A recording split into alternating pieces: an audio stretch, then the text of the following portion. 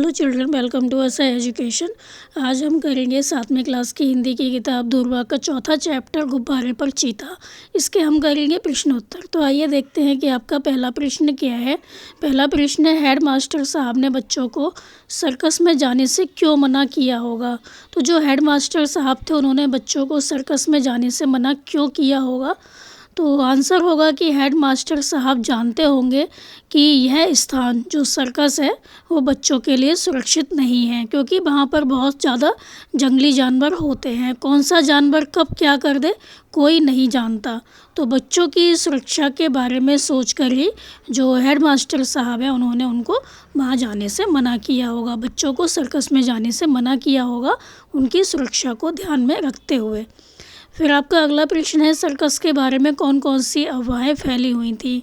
तो सर्कस के बारे में कौन कौन सी अफवाहें फैली हुई थी। आंसर होगा कि सर्कस वालों ने यह अफवाह फैलाई हुई थी कि बकरी और शेर एक ही बर्तन में पानी पिएंगे, और जो हाथी है वो पैर गाड़ी को चलाएगा, तोता जो है वो बंदूक चलाएगा, और बनमानुष बाबू के समान बैठेगा। तो इस तरह की जो अफवाहें थी वो फैली हुई थी। फिर आपका अगला प्रश्न है, बलदेव सर्कस में जाकर निराश क्यों हो गया। तो बलदेव ने सोचा था कि सभी जानवर बहुत भयानक होंगे और उनके करतबों को देखकर बहुत आनंद आएगा, परंतु वहाँ जाकर उसने देखा कि शेर, भालू, बाघ जो हैं बहुत दुर्बल थे, पतले दुबले थे, और ढंग से देखभाल न होने के कारण जो ये जानवर थे वो अपना असली रूप खो चुके थे। कुत्ते की तो एक टांग ही नहीं थी। उन्हें देखकर यह जो बच्चा था वो मायूस हो गया। उनके द्वारा अच्छे कर्तव्य दिखाए जाने की जो उम्मीद थी वो समाप्त हो गई, क्योंकि जो वो सोच के गया था वहाँ पर उसने वो सब नहीं देखा, इसलिए उसको काफ़ी निराशा हुई। फिर आपका अगला प्रश्न है कि बलदेव और चीता दोनों गुब्बारे पर ऊपर उठते जा रहे थे, फिर भी चीते ने बलदेव को कोई नुकसान क्यों नहीं पहुँचाया।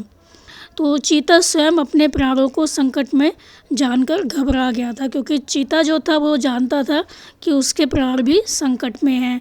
तो वह अपना सारा चीतापन भूल गया।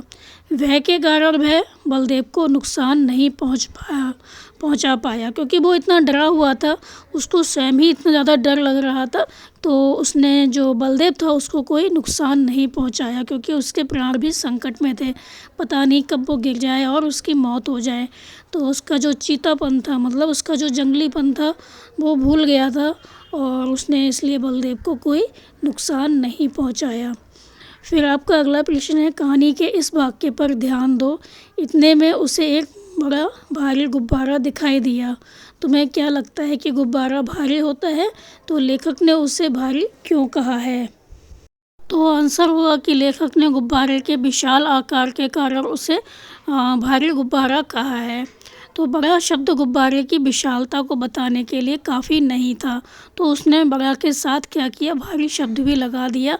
तो इससे क्या हुआ, उसकी विशालता बहुत अच्छे से समझ में आ गई कि वो कितना विशाल है। तो उसने बड़ा के साथ भारी शब्द लगाकर उसकी विशालता को बहुत अच्छी तरह से बताने का प्रयास किया है, ताकि पढ़ने वाले गुब्बारे के आकार का अंदाज़ा लगा सके, उन्हें पता चल जाए कि जो गुब्बारा है वो वाकई कितना विशाल है। फिर आपका अगला प्रश्न है कि गुब्बारे में से हवा निकलने पर वह नीचे क्यों आने लगता है। तो आपने देखा होगा कि जब गुब्बारे की हवा निकल जाती है तो वो नीचे आ जाता है, तो वो नीचे क्यों आ जाता है ये आपको बताना है। तो आंसर हुआ कि गुब्बारे को ऊपर उड़ाने के लिए क्या होता है, उसमें गर्म हवा भरी जाती है। तो गर्म हवा जो होती है वो कैसी होती है, हल्की होती है, इसलिए गुब्बारा क्या होता है, ऊपर उठने लगता है। हवा जो होती है हल्की होती है, हल्की हवा होने के कारण गुब्बारा ऊपर उठने लगता है, और जैसे जैसे गुब्बारे में से हवा निकलने लगती है तो गुब्बारा क्या होता है, काफ़ी भारी हो जाता है। तो गर्म हवा का प्रभाव समाप्त हो जाता है और गुब्बारा भारी होने लगता है, और गुरुत्वाकर्षण के कारण जो गुब्बारा है वो नीचे गिर जाता है। फिर आपका अगला प्रश्न है कि स्कूल में तुम्हें क्या क्या करने के लिए अनुमति लेनी पड़ती है। जब तुम स्कूल में होते हो तुम कौन कौन से काम हैं जिनको करने के लिए तुम्हें दूसरों की, मतलब अपने जो टीचर वगैरह हैं उनसे अनुमति लेनी पड़ती है, आज्ञा लेनी पड़ती है कि तुम ये काम कर सकते हो कि नहीं। तो आंसर होगा कि स्कूल में हमें इन कामों के लिए अनुमति लेनी पड़ती है, जैसे कि स्कूल से बाहर जाने के लिए हमें अनुमति लेनी पड़ती है, किसी मित्र को बुलाने के लिए अनुमति लेनी पड़ती है, बाहर से कुछ मंगवाने के लिए हमें अनुमति लेनी पड़ती है, और देर से आने की अनुमति लेनी पड़ती है कि हम इस काम से जा रहे हैं, हमें देर हो जाएगी तो क्या हम देर से आ सकते हैं। और अवकाश में जाने के लिए हमें अनुमति लेनी पड़ती है, और पानी पीने जाने के लिए भी हम अपनी जो मैडम है, अपनी टीचर है, उनसे पूछते हैं कि मैडम हम पानी पियाएँ कि नहीं। तो इन सब कामों के लिए हमें अनुमति लेनी पड़ती है। फिर आपका अगला प्रश्न है, क्या तुमने अपने आसपास के जानवरों की दुर्दशा देखी है, उसके बारे में बताओ। तो तुम्हारे आसपास जो जानवर हैं उनकी जो बुरी दशा है उसके बारे में आपको बताना है।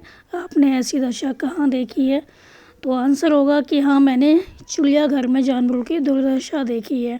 तो चिड़ियाघर में क्या होता है, उन्हें छोटे से स्थान पर रख दिया जाता है। जो जानवर होते हैं वो तो स्वतंत्र होते हैं, और वहाँ पर उनको एक छोटे से स्थान पर रखा जाता है, तो वहाँ उन्हें सही प्रकार का वातावरण नहीं मिलता, उन्हें ठीक प्रकार का भोजन भी नहीं मिलता है, जिसकी वजह से वो दुर्बल हो जाते हैं, और पानी की सफाई भी कई कई दिनों तक नहीं होती, जिसके कारण वो कई प्रकार की बीमारियों से ग्रस्त हो जाते हैं, उन्हें कई तरह की बीमारियाँ लग जाती हैं। फिर आपका अगला प्रश्न है कि सर्कस में जानवरों के करतब दिखाए जाते हैं, तो उनके प्रति क्रूरता बरती जाती है। क्या ऐसे कर्तव्य को, जो ऐसे सर्कस हैं, उनको मनोरंजन का साधन माना जा सकता है? तो सर्कस को स्वस्थ मनोरंजन का साधन बनाने के लिए क्या किया जाना चाहिए? तो आपने देखा होगा कि सर्कस में क्या होता है, जो जानवर होते हैं उनकी पिटाई भी होती है, उन्हें तरह तरह के कर्तव्य दिखाने के लिए मजबूर किया जाता है। तो ऐसे सर्कस को क्या मनोरंजन का साधन माना जा सकता है, और सर्कस को स्वस्थ मनोरंजन का साधन बनाने के लिए क्या क्या किया जाना चाहिए? तो आंसर होगा, जिस सर्कस में जानवरों के प्रति क्रूरता बरती जाती है वह मनोरंजन के साधन नहीं माने जा सकते, तो उस पर लगाम लगाना आवश्यक है। ऐसे सर्कस को बंद किया जाना चाहिए जहाँ पर जानवरों के साथ अत्याचार होता हो। तो जानवरों को भी मनुष्य के समान जीने का अधिकार प्राप्त होना चाहिए, और जानवरों के साथ अच्छा व्यवहार किया जाना चाहिए। सर्कस में ऐसे कर्तव्यों को स्थान दें जिनमें जानवरों का प्रयोग नहीं किया जाए। यदि जानवरों को दिखाना बहुत आवश्यक है तो उनसे ऐसे कर्तव्य करवाए जाएं जिनमें उन्हें शारीरिक कष्ट ना के बराबर हो ना हो। तो ऐसा करके हम सर्कस को स्वस्थ मनोरंजन का साधन बना सकते हैं। फिर आपका अगला प्रश्न है कि तुम्हारे स्कूल से भागने के कौन कौन से बुरे परिणाम हो सकते हैं। जब तुम स्कूल से भागते हो तो उसके कौन कौन से बुरे परिणाम हो सकते हैं, क्या हो सकता है अगर तुम स्कूल से भागते हो? तो आंसर होगा कि स्कूल से हमें निकाला जा सकता है। अगर हम स्कूल से भागते हैं तो स्कूल वाले हमें, जो हमारे प्रिंसिपल है, हमें स्कूल से निकाल सकती हैं। अध्यापकों की नज़रों में हम गिर सकते हैं, और हमारा पढ़ाई से मन हट सकता है। माता पिता के क्रोध का सामना करना पड़ सकता है, हमारे मम्मी पापा हमको डांटेंगे अगर हम स्कूल से भागेंगे, और इसके लिए हमें कठिन सज़ा भी मिल सकती है। हम स्कूल से भागते हैं तो हो सकता है कि बुरे लोगों के हाथ हम लग जाएं, और बुरे लोगों द्वारा हमें अपंग बनाया जा सकता है, और किसी के द्वारा हमें मारा भी जा सकता है। इसलिए हमें कभी भी स्कूल से भागना नहीं चाहिए। फिर आपका अगला प्रश्न है, किसी चीज़ के प्रचार के लिए विज्ञापन का इस्तेमाल क्यों किया जाता है? तो कोई भी चीज़ अगर हमें फेमस करनी होती है, उसका प्रचार करना होता है, तो हम विज्ञापन का इस्तेमाल क्यों करते हैं? तो आंसर हुआ कि विज्ञापन आज प्रचार का सबसे प्रभावशाली माध्यम है। तो विज्ञापन के माध्यम से लोगों को उत्पाद के विषय में जानकारी दी जाती है। कोई भी प्रोडक्ट होता है उसके बारे में बताया जाता है विज्ञापन के द्वारा। तो इसके क्या होता है, इसके माध्यम से लोगों से सीधा संपर्क स्थापित किया जा सकता है, लोगों को बताया जा सकता है, लोगों को जानकारी दी जा सकती है प्रोडक्ट के बारे में। तो जो विज्ञापन होते हैं वो किसी भी चीज़ को फेमस करने के लिए, उसका प्रचार करने के लिए बहुत अच्छा माध्यम होते हैं। इससे जो चीज़ होती है काफ़ी लोगों को समझ में आती है कि क्या प्रोडक्ट है, क्या चीज़ है, और लोग इसको खरीदते हैं। फिर आपका अगला प्रश्न है कि तुम भी सड़क सुरक्षा, प्रदूषण और शिक्षा के बारे में विज्ञापन बनाकर अपने मित्र को दिखाओ और पूछो कि उसे तुम्हारा विज्ञापन पसंद आया या नहीं आया। कारण भी पूछो, उसे पसंद आया तो क्यों आया, और अगर पसंद नहीं आया तो क्यों नहीं आया। तो ये प्रश्न जो है वो आप अपने आप करेंगे। हम करेंगे अगला प्रश्न।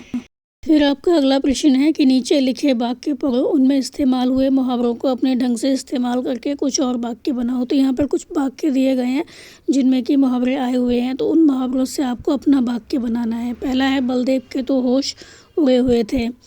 तो आप अपना कोई भी वाक्य बना सकते हैं, जैसे चोरों को घर में देखकर मेरे तो होश उड़ गए। फिर है बलदेव के दिल में जो बात बैठ जाती उससे पूरा करके ही छोड़ता। तो आप कुछ भी बना सकते हैं, जैसे कि मन में यदि गलत बात बैठ जाती है तो आसानी से नहीं निकलती। फिर है वह इतना डरा कि उसके हाथ पांव फूल गए, मतलब वो इतना डरा हुआ था कि उसके हाथ पांव फूल गए, मतलब बहुत अधिक घबरा गया।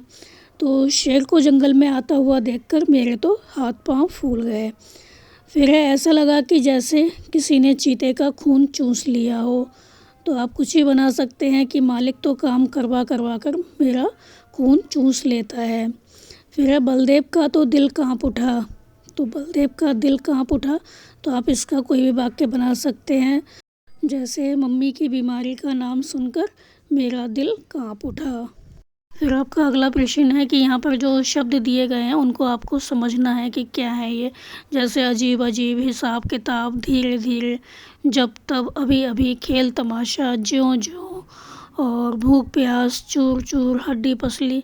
तो इस तरह के जो शब्द है इनको आपको समझना है कि ये कैसे शब्द हैं। जैसे कि धीरे धीरे है, मतलब धीरे धीरे का मतलब क्या हुआ, बहुत धीमे, जैसे वो धीरे धीरे चलता है मतलब बहुत धीमे चलता है। अभी अभी मतलब बिल्कुल इसी समय। और अजीब अजीब मतलब बहुत अजीब सा। हिसाब किताब, तो हिसाब किताब मतलब जो आप हिसाब किताब रखते हैं किसी भी चीज़ का। और जब तब मतलब किसी भी टाइम, जब तब वो मेरे घर आ जाता है। खेल तमाशा, भूख प्यास, चूर चूर, हड्डी पसली। तो इन शब्दों को आप समझकर याद कर लीजिए। तो ये थे इस चैप्टर के प्रश्नोत्तर बच्चों, आप इनको अच्छे से समझकर याद कर लीजिए। और हमारे चैनल आशा एजुकेशन को लाइक कीजिए, सब्सक्राइब कीजिए और शेयर करना बिल्कुल मत भूला करिए। Thank you.